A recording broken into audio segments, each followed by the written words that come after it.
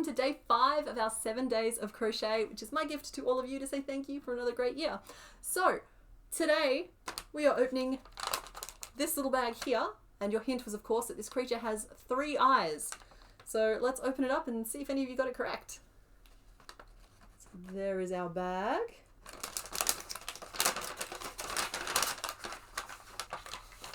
There we go. And today we are making a green iguana. And of course the 3rd eye they have sits in the middle of their forehead. And I believe it is known as a parietal eye. And apparently can only see light and movement. So I thought that was very interesting. Or I've been duped by the internet, in which case, well, it would have been interesting if it was true. So let's get into it. And don't forget to watch till the end of the video to get a clue as to what we're making for day 6. Just as a quick reminder for your iguana today, you're going to need 8 ply 100% acrylic yarn in green, and this is the leftover green I have. I'm sorry it's not very bright, but it's an appropriate lizard color. A pair of 9mm safety eyes, your 3.5mm hook, scissors, some stitch markers or bobby pins, some stuffing, and I do recommend having a needle with just a small amount of white yarn available to you just to add some finishing details on. That's it. Okay, so for our iguana today, we are going to start with a magic ring of 6.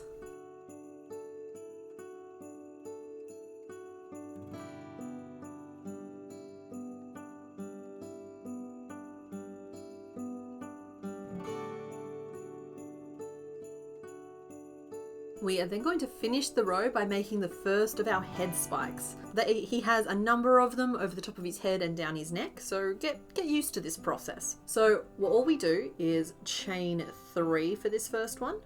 Then we're going to turn, and then starting in the 2nd chain from our hook, I'm going to work a slip stitch into each of the other 2 chains. So 1 and 2. Now those stitches are not adding to our row. I will not be including them in the row total because I feel like it's going to add too much confusion to the process if I do.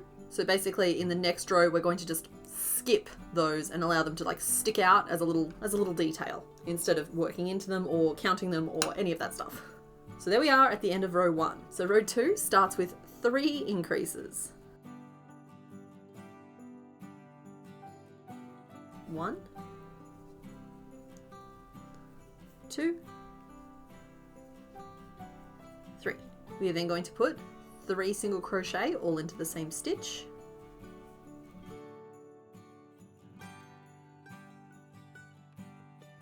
And then work 2 more increases to get back to the start of our row.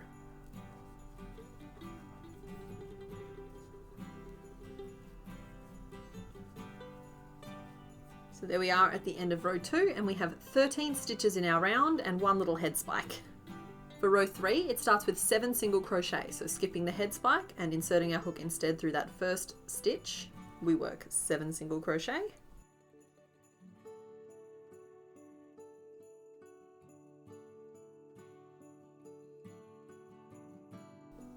Then 3 single crochet all into the same stitch.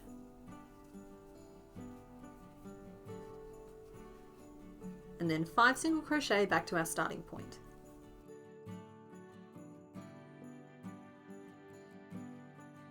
So that is what we currently look like. So in row 4, we're going to be making our 2nd little head spike. So we start with a single crochet. Then we are going to chain 4. And then start in the 2nd chain from our hook, work 3 slip stitches down the chain.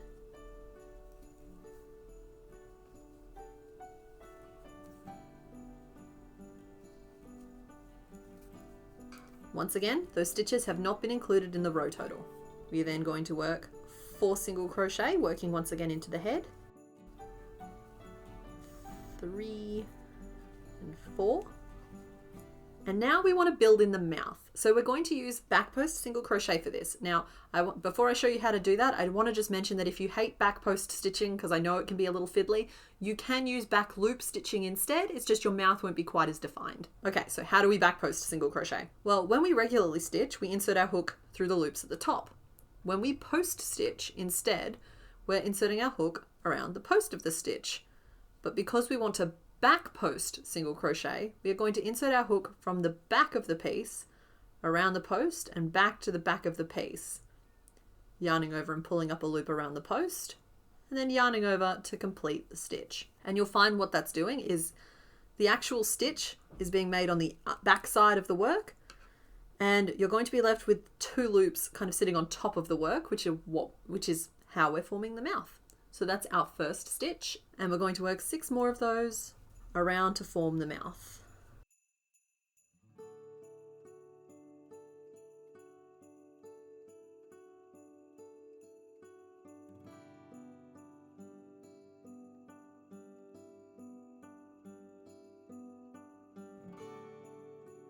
So there's my 6, and that will be my mouth. Now this should leave you with just 3 stitches left in your row, and we're going to put a single crochet into each of them. So I can tell my stitch count is correct because I can see 1 single crochet free between where my current hook is and where we did this second back spike. If you count around the outside of your work, you should have 15 stitches in total. And I'm only emphasizing that because we did 2 things in this row, the back post stitching and that head spike, that are going to be working really hard to throw your stitch count out. So as long as you can identify the 15 stitches you are supposed to be working into at this point, you're golden, you're good. Okay, so row 5 starts with 3 single crochet. So 1 falls on one side of the head spike and 2 fall on the other.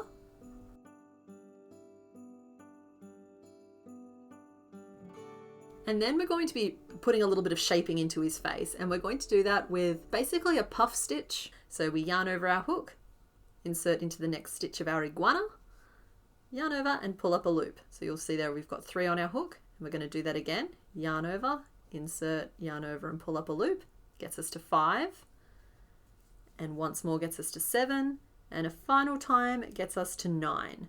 So with 9 loops on my hook, I'm going to yarn over and pull through all 9 loops. So that's that big round scale that the iguanas have on their jawbone. We are just making ours with puff stitches today. So we are then going to work 1 single crochet, and then a decrease, and then a single crochet 3 together. So I work those the same way I would work an invisible decrease, but over 3 stitches. So we insert our hook through the front loop only of the next 3 stitches, yarn over and pull up a loop through all 3, and then yarn over and finish the stitch. So that's our single crochet 3 together, and then we're going to do another invisible decrease. Doesn't matter if you want to use regular decreases, I just do invisible by default. And then 1 single crochet, and we're going to do another puff. So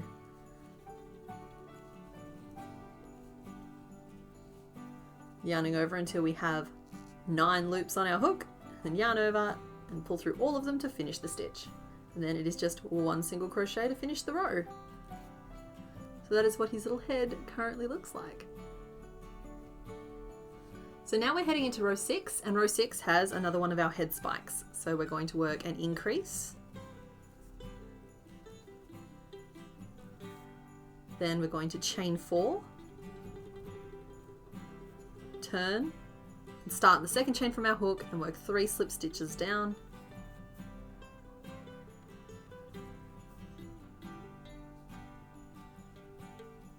Then we're going to work another increase.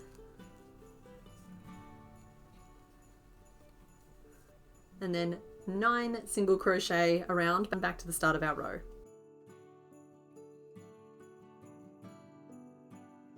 So there we are at the end of row 6. And row 7 is simply 13 single crochet around. So 2 of those fall before that head spike, and the other 11 fall after it.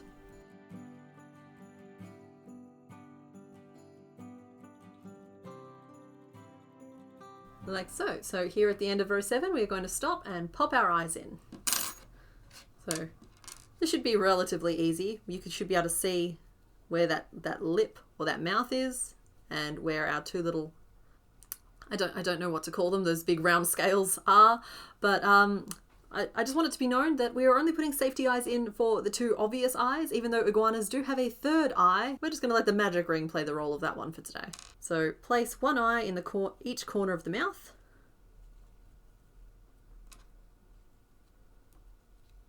Just look at it and make sure that you're happy with the expression that forms. If you're not, move the eyes sort of 1 stitch at a time until you are, and snap the backs on.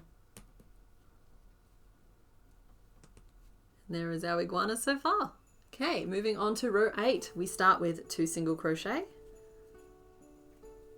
then an increase, chain 4, turn and work 3 slip stitches back down those chains, same as we've done with all of the others. I'm kind of shortening the explanation every time I do it. Then an increase, 4 single crochet, a decrease, and then 3 single crochet back to our starting point. Your row should currently have 14 single crochet in it. Row 9 is 3 single crochet, an increase, skipping the head spike, a second increase, and then 9 single crochet back around to the start of your row, leaving you with 16 stitches in your round. Row 10 is 4 single crochet, then an increase, and we're going to work another little back spike by chaining 3, so it is shorter this time. Turning and starting in the second chain from our hook, work 2 slip stitches down. We're then going to work another increase, 6 single crochet, a decrease, and 2 single crochet back to the start of our row. So he's a little Godzilla finger puppet at the moment. Rah! In the next row, we're going to start giving him feet. So make sure you have your bobby pins handy. They will make this process a lot easier. So we start by working a single crochet. Then in the next stitch, we are making his foot. So I want you to preemptively just slide your marker into the back loop only of that stitch, and we're going to work entirely in the front loop. So all in the same front loop, I want you to work a single crochet, then a picot, which means we are chaining 3, inserting our hook into the first chain that we did, and working a slip stitch into it. So that's our picot. We're then going to slip stitch back into the front loop. And that's the first toe. We want him to have 3, so we're going to picot again.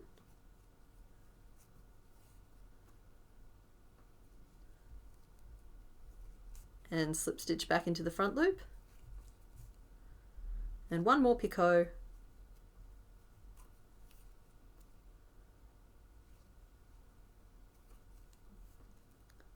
And single crochet into the front loop. So there is his little claw. Now, once again, I am not going to include these stitches into the row total because they will not have an impact on any following rows. Instead, we'll be using the back loop that we've marked as the stitch that we work into. You might also find it easier to mark the single crochet just before the foot and the single crochet just after the foot so that you don't lose the single crochets that we're actually supposed to work into. They can be a little bit tricky to spot unless you've had a lot of practice with it. So with that first foot done, we are now going to work 4 single crochet, 2 increases,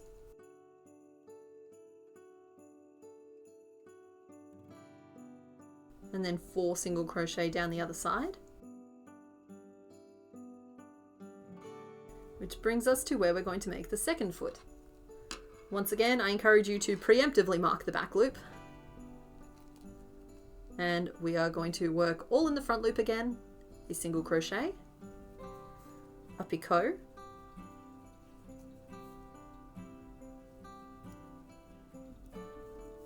a slip stitch, another picot,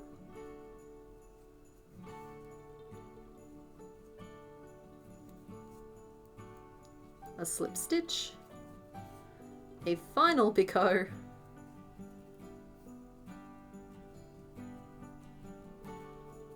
and a single crochet. So that is his second little front foot there.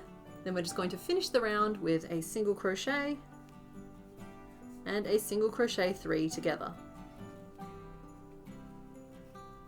And there we are at the end of row 11. And the Godzilla resemblance intensifies.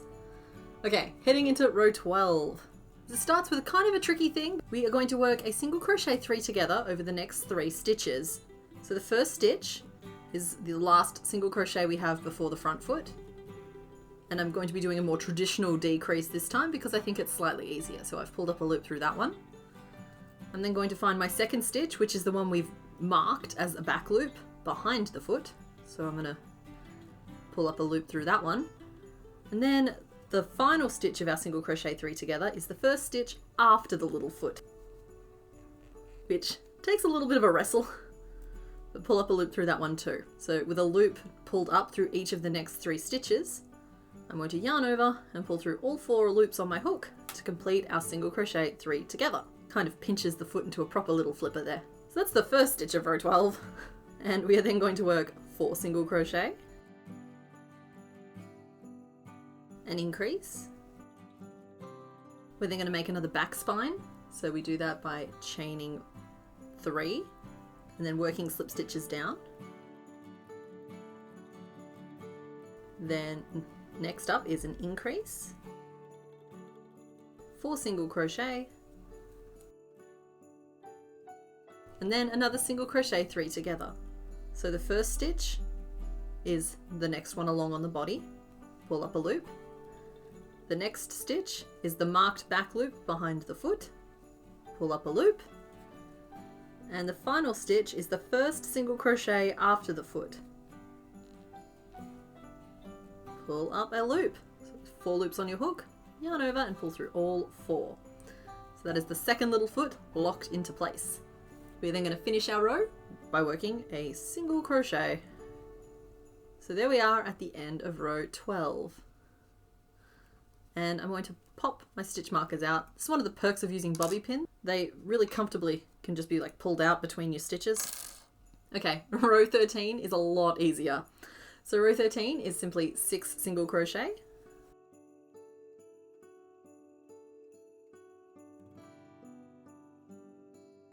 two increases, the first one falling on one side of that back spine and the second one falling on the other side.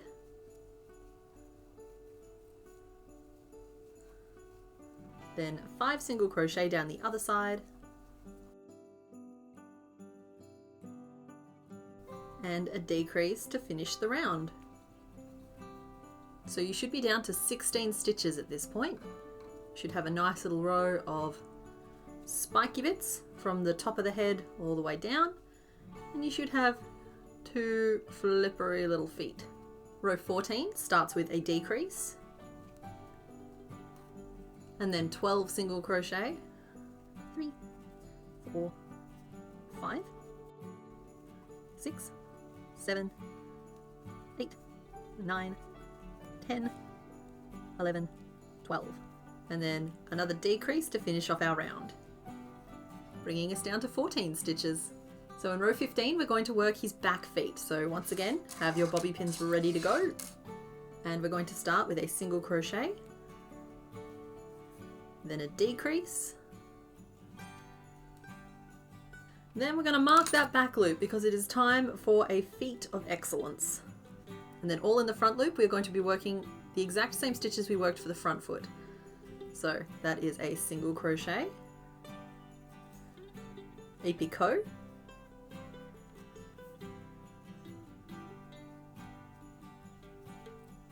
a slip stitch,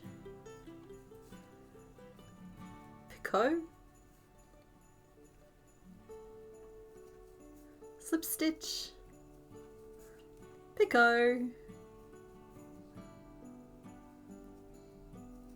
back foot. We're then going to work around to get to where we want the other foot to be, so that's 3 single crochet,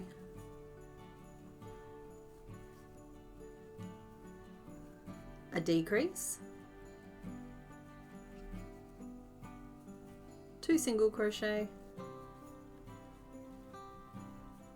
and then it's just time for another feet, another foot. So I'm going to mark the back loop, and then all in that front loop we're going to work another little foot. I've accidentally pulled a strand of the front loop in there with that bobby pin. Hold on. There we go.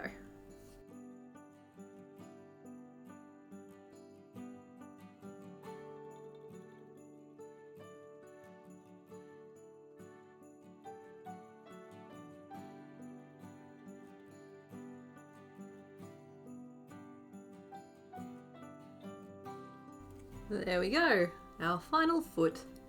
Now I can finally admit defeat.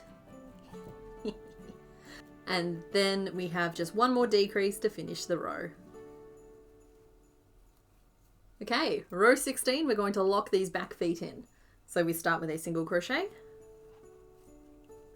Then we're going to do a decrease. And once again, I'm not going to try and do an invisible decrease here. I'm going to do a regular decrease. So I pull up a loop through the only stitch between where I'm currently and the first foot. And the second stitch of that decrease falls into the marked back loop. Complete that stitch and take out the stitch marker. We're then going to work 3 single crochet, skipping all of the stitches in the foot.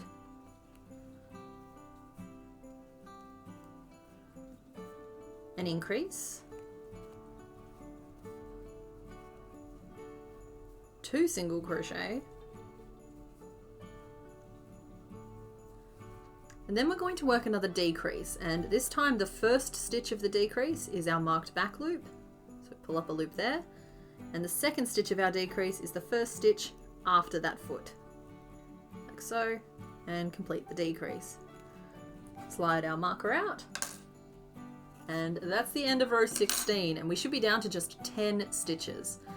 So at this point, we've potentially left us slightly late, but we're still going to do our best. We are going to grab a bunch of stuffing and stuff our little iguana, which is just a really fun word to say.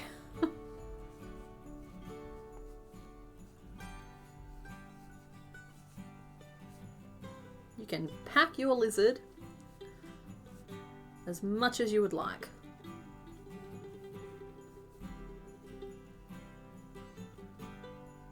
Alright, so we are basically nearly done, but we do still have quite a long tail to go.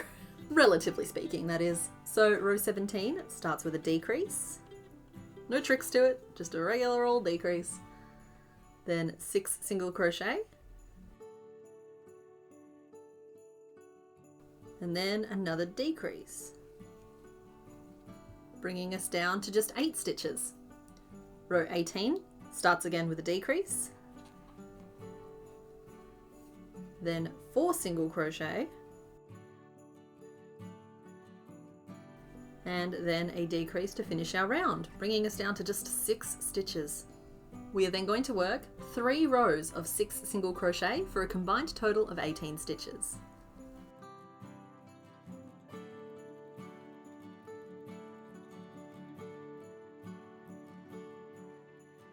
Like so. Then row 22 is a decrease and 4 single crochet around to bring us down to 5 stitches.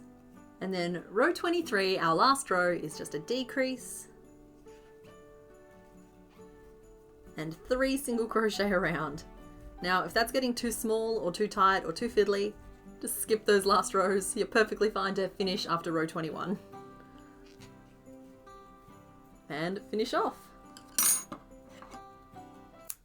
Now you're going to have this little opening at the end of your tail. I want you to take your remaining piece of yarn and pull it through the front loops only of at least 3 of those 4 stitches. And then give it a tug. It should tighten that down, make it disappear like a little drawstring bag. Then we're just going to tuck the end of your yarn down and away inside the tail. And there is your little iguana. Now he is completely finished at this point. However, you can also take a little bit of white and just stitch some little whites onto his eyes. Again, just because I think it's cute, not because iguanas have sclera. It's called sclera, right? Oh, who knows? I do it for the adorability factor, not the realism. There he is.